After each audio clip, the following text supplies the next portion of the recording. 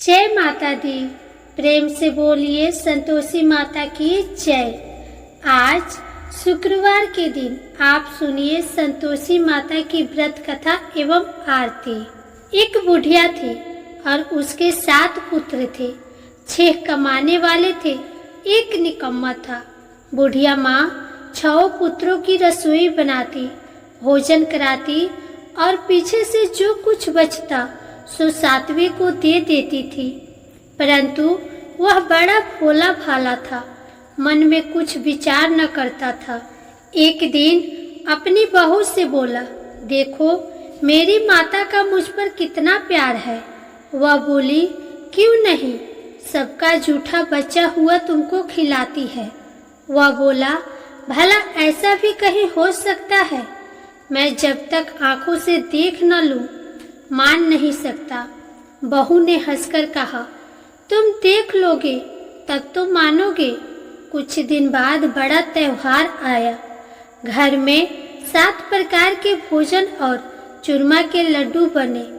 वह जांचने को सिर दर्द का बहाना कर पतला कपड़ा सिर पर ओढ़कर रसोई घर में सो गया और कपड़े में से सब देखता रहा। 6 भाई भोजन करने आए। उसने देखा माँ ने उनके लिए सुंदर सुंदर आसन बिछाए हैं, 7 प्रकार की रसोई परोसी है। वह आग्रह करके जिमाती है। वह देखता रहा।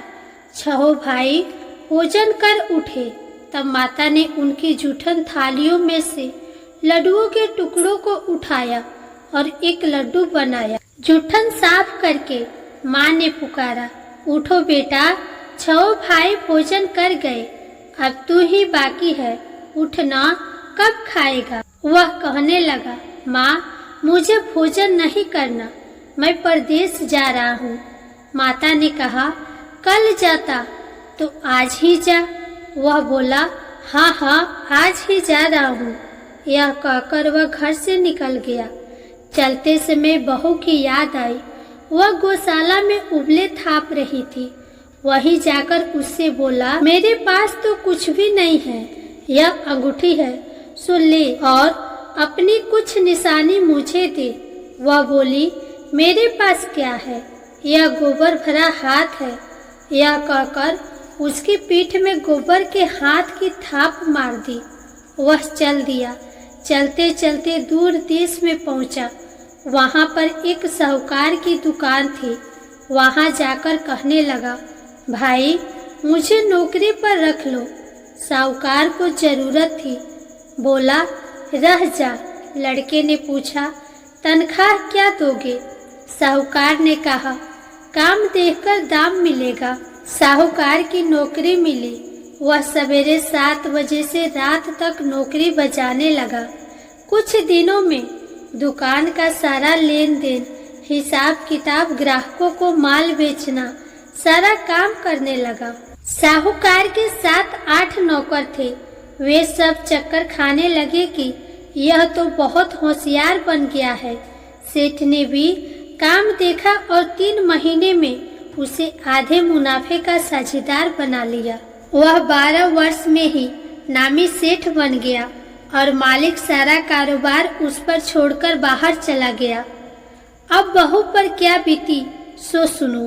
सास ससुर उसे दुख देने लगे। सारी गृहस्थी का काम करा के उसे लकड़ी लेने जंगल में भेजते। इसी बीच घर की रोटियों के आटे से जो भूसी निकलती उसकी रोटी बनाकर रख दी जाती और फूटे नारियल के खोपरे में पानी। इस तरह दिन बीतते रहे। एक दिन वह लकड़ी लेने जा रही थी कि रास्ते में बहुत सी स्त्रियां संतोषी माता का व्रत करती दिखाई दी। वह वहां खड़ी हो कथा सुनकर बोली, बहनों, यह तुम किस देवता का व्रत करती हो और इसके करने से क्या फल मिलता है? इस व्रत के करने की क्या विधि है? यदि तुम अपने व्रत का विधान मुझे समझाकर कहोगी तो मैं भी तुम्हारा एहसान मानूंगी। तब उनमें से एक स्त्री बोली, सुनो, यह संतोषी माता का व्रत है। इसके करने से निर्धनता, दरिद्रता का नाश होता है और लक्ष्मी आती है। मन की चिंताएं दूर होती है। घर में सुख होने से मन को प्रसन्नता और शांति मिलती है। निपुत्र को पुत्र मिलता है। प्रियतम बाहर गया हो तो जल्दी आता है। कुंवारी कन्याओं को मनपसंद वर मिलता है। राजद्वारे में बहुत दिनों से मुकदमा चल रहा हो तो खत्म हो जाता है। सब तरह से सुख शांति, घर में धन जमा होता है, पैसा जायदाद का लाभ होता है, रोग दूर हो जाता है और जो कुछ मन में कामना हो वे सब इस संतोषी माता की कृपा से पूरी हो जाता है। इसमें संदेह नहीं है। वह पूछने लगी, यह व्रत कैसे किया जाता है, यह भी बताओ तो बड़ी कृपा होगी। स्त्री कहने लगी, 1.25 रुपये का गुड़ चना लेना, इच्छा हो तो 5.25 रुपये का लेना, 11.25 रुपये का भी सहूलियत अनुसार ले सकती हो। बिना परेशानी, श्रद्धा और प्रेम से जितना बन सके सवाई लेना। 1.25 रुपये से 5.25 रुपये तथा इससे भी ज्यादा शक्ति और भक्ति के अनुसार ले लेना। हर शुक्रवार को निराहार रहकर कथा कहना सुनना, इसके बीच क्रम टूटे नहीं। लगातार नियम का पालन करना। सुनने वाला कोई न मिले तो घी का दीपक जला लेना। उसके आगे जल के पात्र को रखकर कथा कहना, परंतु नियम न टूटे। जब तक कार्य सिद्ध न हो नियम का पालन करना और कार्य सिद्ध हो जाने पर ही व्रत का उद्यापन करना। 3 मास में माता फल पूरा करती है। यदि किसी के खोटे ग्रह हो तो माता 1 वर्ष में अवश्य कार्य को सिद्ध करती है। कार्य सिद्ध होने पर ही उद्यापन करना चाहिए, बीच में नहीं। उद्यापन में 2.5 सेर आटे का खाजा तथा इसी परिणाम से खीर तथा चने का साग करना। 8 लड़कों को भोजन कराना। जहाँ तक मिले देवर जेठ भाई बंधु कुटुंब के लड़के लेना। न मिले तो रिश्तेदारों और पड़ोसियों के लड़के बुलाना, उन्हें भोजन कराना। यथाशक्ति दक्षिणा दे माता का नियम पूरा करना। उस दिन घर में कोई खटाई न खा पावे, इस बात का ध्यान रखना। यह सुनकर बुढ़िया के लड़के की बहू चल दी। रास्ते में लकड़ी के बोझ को बेच दिया और उन पैसों से गुड़ चना ले माता के व्रत की तैयारी कर आगे चले और सामने मंदिर देख पूछने लगे, यह मंदिर किसका है? सब कहने लगे, संतोषी माता का मंदिर है। यह सुन माता के मंदिर में जा माता के चरणों में लौटने लगी। दिन होकर विनती करने लगी, माँ मैं निपट मूर्ख हूँ, व्रत के नियम कुछ नहीं जानती, मैं बहुत दुखी हूँ। हे माता जगजननी, मेरा दुख दूर कर, मैं तेरी शरण में हूँ। माता को दया आई। एक शुक्रवार बीता कि दूसरे शुक्रवार को ही उसके पति का पत्र आया और तीसरे को उसका भेजा हुआ पैसा भी आ पहुंचा। यह देख जेठानी मुंह सिकुड़ने लगी, इतने दिनों में पैसा आया, इसमें क्या बड़ाई है? लड़के ताने देने लगे। काकी के पास अब पत्र आने लगे, रुपया आने लगा। अब तो काकी की खातिर बढ़ेगी, अब तो काकी बुलाने से भी नहीं बोलेगी। बेचारी सरलता से कहती, भैया पत्र आवे रुपया आवे तो हम सबके लिए अच्छा है। ऐसा कहकर आंखों में आंसू भरकर संतोषी माता के मंदिर में आ मातेश्वरी के चरणों में गिरकर रोने लगी। माँ, मैंने तुमसे पैसा नहीं मांगा, मुझे पैसे से क्या काम है? मुझे तो अपने सुहाग से काम है। मैं तो अपने स्वामी के दर्शन और सेवा मांगती हूँ। तब माता ने प्रसन्न होकर कहा, जा बेटी, तेरा स्वामी आएगा। यह सुन खुशी से बावली हो घर में जाकर काम करने लगी। अब संतोषी माँ विचार करने लगी, इस भोली पुत्री से मैंने कह तो दिया तेरा पति आवेगा, पर आवेगा कहाँ से? वह तो स्वप्न में भी इसे याद नहीं करता, उसे याद दिलाने मुझे जाना पड़ेगा। इस तरह माता बुढ़िया के बेटे के पास जा स्वप्न में प्रकट होकर कहने लगी, साहूकार के बेटे सोता है या जागता है? वह बोला, माता सोता भी नहीं हूँ, जागता भी नहीं हूँ, बीच में ही हूँ, कहो क्या आज्ञा है? माँ कहने लगी, तेरा घर बार कुछ है या नहीं?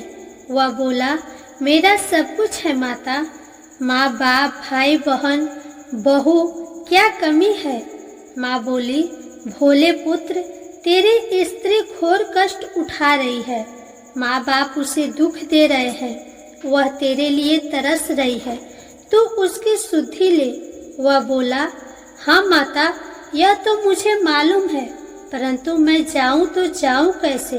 प्रदेश की बात है, लेन देन का कोई हिसाब नहीं हुआ, कोई जाने का रास्ता नजर नहीं आता, कैसे चला जाऊं?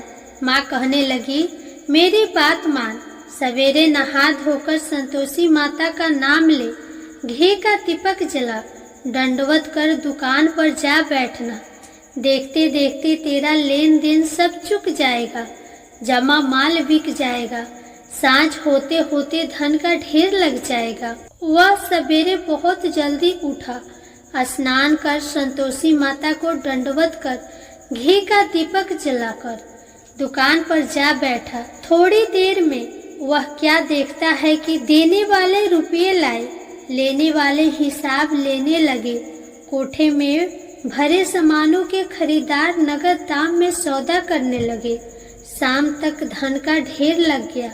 माता का चमत्कार देख प्रसन्न हो मन में माता का नाम लेकर घर ले जाने वास्ते गहना कपड़ा खरीदने लगा और वहाँ के काम से निपट वह घर को रवाना हुआ। इधर बहू बेचारी जंगल में लकड़ी लेने जाती है। लौटते वक्त माँ के मंदिर पर विश्राम करती है। वह तो उसका रोजाना रुकने का स्थान था। दूर से धूल उड़ती देख वह माता से पूछती है, हे माता, यह धूल कैसी उड़ रही है? माँ कहती है, हे पुत्री, तेरा पति आ रहा है। अब तू ऐसा कर, लकड़ियों के 3 बोझ बना ले, एक नदी किनारे रख, दूसरे मेरे मंदिर पर और तीसरा अपने सिर पर रख। तेरे पति को लकड़ी का गट्ठा देखकर मोह पैदा होगा। वह वहाँ रुकेगा, नाश्ता पानी बना खाकर माँ से मिलने जाएगा। तब तू लकड़ियों का बोझ उठाकर घर जाना और बीच चौक में गड्ढा डालकर 3 आवाजें जोर से लगाना, लो सासू जी, लकड़ियों का गड्ढा लो, भूसी की रोटी दो और नारियल के खोपरे में पानी दो। आज कौन मेहमान आया है? माँ की बात सुन बहू बोली, बहुत अच्छी माता, कहकर प्रसन्न हो लकड़ियों के 3 गट्ठे ले आई। एक नदी तट पर, एक माता के मंदिर पर रखा। इतने में ही एक मुसाफिर आ पहुंचा। सूखी लकड़ी देख उसकी इच्छा हुई कि अब यहीं विश्राम करे और भोजन बना खाकर गांव जाए। इस प्रकार भोजन बना विश्राम कर वह गांव को गया, सबसे प्रेम से मिला। उसी समय बहू सिर पर लकड़ी का गट्ठा लिए आती है। लकड़ी का भारी बोझ आंगन में डाल देती है और जोर से 3 आवाज देती है, लो सासू जी, लकड़ी का गट्ठा लो, भूसी की रोटी दो, नारियल के खोपरे में पानी दो। आज कौन मेहमान आया है? यह सुनकर सास बाहर आकर अपने दिए हुए कष्टों को भुलाते हुए कहती है, बहू ऐसा क्यों कहती है? तेरा मालिक ही तो आया है। आ बैठ, मीठा भात खा, भोजन कर, कपड़े गहने पहन। इतने में आवाज सुन उसका स्वामी बाहर आता है और अंगूठी देख व्याकुल हो माँ से पूछता है, माँ यह कौन है? माँ कहती है, बेटा यह तेरी बहू है। आज 12 वर्ष हो गए तू जब से गया है, तब से सारे गांव में जानवर की तरह भटकती फिरती है। काम काज घर का कुछ करती नहीं, 4 समय आकर खा जाती है। अब तुझे देखकर भूसी की रोटी और नारियल के खोपरे में पानी मांगती है। वह लज्जित हो बोला, ठीक है माँ, मैंने इसे भी देखा और तुम्हें भी देखा है। अब मुझे दूसरे घर के ताले की चाबी दो। तब माँ बोली, ठीक है बेटा, तेरी जैसी मर्जी, कहकर चाबी का गुच्छा पटक दिया।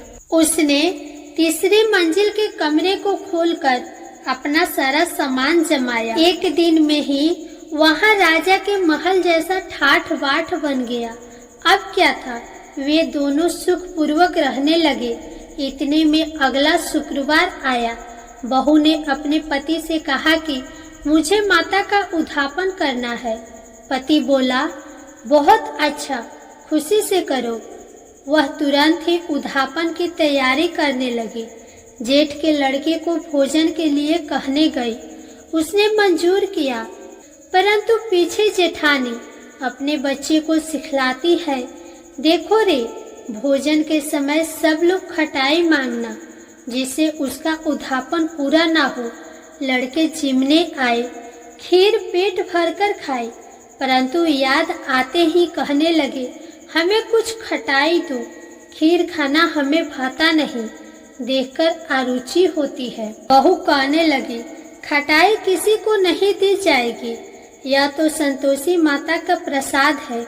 लड़के तुरंत उठ खड़े हुए, बोले, पैसा लाओ। भोली बहू कुछ जानती नहीं थी, सो उन्हें पैसे दे दिए। लड़के उसी समय जाकर इमली खरीदकर खाने लगे। यह देखकर बहू पर संतोषी माता ने कोप किया। राजा के दूत उसके पति को पकड़कर ले गए। जेठ जेठानी मनमाने खोटे वचन कहने लगे। लूट लूट कर धन इकट्ठा कर लाया था, सो राजा के दूत पकड़कर ले गए। अब सब मालूम पड़ जाएगा जब जेल की हवा खाएगा। बहू यह वचन सहन नहीं कर सकी। रोती रोती माता के मंदिर में गई। हे माता, तुमने यह क्या किया? हंसाकर अब क्या? रुलाने लगी। माता बोली, पुत्री, तूने उद्यापन करके मेरे व्रत को भंग किया है। इतनी जल्दी सब बातें भुलाती? वह कहने लगी, माता, भूली तो नहीं हूँ, न कुछ अपराध किया है। मुझे तो लड़कों ने भूल में डाल दिया। मैंने भूल से उन्हें पैसे दे दिए। मुझे क्षमा कर दो माँ। माँ बोली, ऐसी भी कहीं भूल होती है? वह बोली, माँ, मुझे माफ कर दो, मैं फिर तुम्हारा उद्यापन करूँगी। माँ बोली, अब भूल मत करना। वह बोली, अब ना होगी। माँ, अब बतलाओ वह कैसे आवेंगे? माँ बोली, जा पुत्री, तेरा पति तुझे रास्ते में ही आता मिलेगा। वह घर को चले। राह में पति आता मिला। उसने पूछा, तुम कहाँ गए थे? तब वह कहने लगा, इतना धन कमाया है, उसका टैक्स राजा ने मांगा था, वह भरने गया था। वह प्रसन्न हो बोली, भला हुआ, अब घर चलो। कुछ दिन बाद फिर शुक्रवार आया। वह बोली, मुझे माता का उद्यापन करना है। पति ने कहा, करो। वह फिर जेठ के लड़के को भोजन को कहने गई। जेठानी ने तो एक दो बातें सुनाई और लड़कों को सिखा दिया कि तुम पहले ही खटाई मांगना। लड़के कहने लगे, हमें खीर नहीं भाता, जी बिगड़ता है, कुछ खटाई खाने को देना। वह बोली, खटाई खाने को नहीं मिलेगा, खाना हो तो खाओ। वह ब्राह्मणों के लड़कों को लाकर भोजन कराने लगी। यथाशक्ति दक्षिणा की जगह एक एक फल उन्हें दिया। इससे संतोषी माता प्रसन्न हुई। माता की कृपा होते ही 9वें मास उसको चंद्रमा के समान सुंदर पुत्र प्राप्त हुआ। पुत्र को लेकर प्रतिदिन माताजी के मंदिर में जाने लगी। माँ ने सोचा कि यह रोज आती है, आज क्यों न मैं ही इसके घर चलूं, इसका आसरा तो देखूं सही। यह विचार कर माता ने भयानक रूप बनाया। गुड़ और चने से सना मुख, ऊपर सूंड के समान होठ, उस पर मखिया भिन भिना रही थी। दहलीज में पांव रखते ही उसकी सास चिल्लाई, देखो रे, कोई चुड़ैल आ रही है, लड़कों इसे भगाओ, नहीं तो किसी को खा जाएगी। लड़के डरने लगे और चिल्लाकर खिड़की बंद करने लगे। छोटी बहू रोशनदान में से देख रही थी। प्रसन्नता से पगली होकर चिल्लाने लगी, आज मेरी माताजी मेरे घर आई है। यह कहकर बच्चे को दूध पिलाने से हटाती है। इतने में सास का क्रोध फूट पड़ा। बोली, इसे देखकर कैसे उतावली हुई है जो बच्चे को पटक दिया। इतने में माँ के प्रताप से जहाँ देखो वही लड़के ही लड़के नजर आने लगे। वह बोली, माँ जी, मैं जिनका व्रत करती हूँ यह वही संतोषी माता है। इतना कह झट से सारे घर के किवाड़ खोल देती है। सबने माता के चरण पकड़ लिए और विनती कर कहने लगे, हे माता, हम मूर्ख हैं, हम अज्ञानी है, पापी हैं। तुम्हारे व्रत की विधि हम नहीं जानते। तुम्हारा व्रत भंग कर हमने बहुत बड़ा अपराध किया है। हे माता, आप हमारा अपराध क्षमा करो। इस प्रकार माता प्रसन्न हुई। माता ने बहू को जैसा फल दिया वैसा सबको दे। जो पढ़े उसका मनोरथ पूर्ण हो। प्रेम से बोलो संतोषी माता की जय।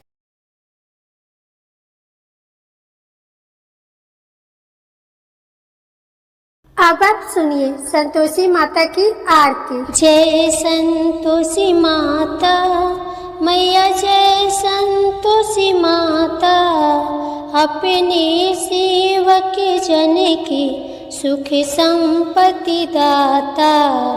जय संतोषी माता मैया, जय संतोषी माता, सुंदर चीर सुनहरी माँ धारण कीन्हो, हीरा पन्ना दम के तन श्रृंगार लीनो। जय संतोषी माता मैया, जय संतोषी माता, गेरु लाल छटा छवि बदन कमल सोहे, मंद हसत करुणामयी त्रिभुवन मन मोहे। जय संतोषी माता मैया, जय संतोषी माता, स्वर्ण सिंहासन बैठी चवर ढोरे प्यारे, धूप दीप मधुमेवा भोग धरे न्यारे। जय संतोषी माता मैया, जय संतोषी माता, उड़े अरुचाना परम प्रिय ताम संतोष कियो, संतोषी कहलाई भक्तन वैभव दियो। जय संतोषी माता मैया, जय संतोषी माता, शुक्रवार प्रिय मानत आज दिवस सोही, भक्त मंडली आई गाथा सुनत मोही। जय संतोषी माता मैया, जय संतोषी माता, मंदिर जगमग ज्योति मंगल ध्वनि छाई, विनय करे हम बालक चरणन सिर नाई। जय संतोषी माता मैया, जय संतोषी माता, भक्ति भाव में पूजा अंग कीर्ति की जय, जो मन बसे हमारे इच्छा फल दीजय। जय संतोषी माता मैया, जय संतोषी माता, दुखी दरिद्री रोगी संकट मुक्त किए, बहुधन धान भरे घरे सुख सौभाग्य दिए। जय संतोषी माता मैया, जय संतोषी माता, ध्यान धरो जो नर तीरो, मन वांछित फल पायो, पूजा कथा श्रवण करे घर आनंद आयो। जय संतोषी माता मैया, जय संतोषी माता, शरण गहे की लज्जा रखियो जगदम्बे, संकट तू ही निवारे संकट संकट तू ही निवारे, दयामयी माँ अम्बे।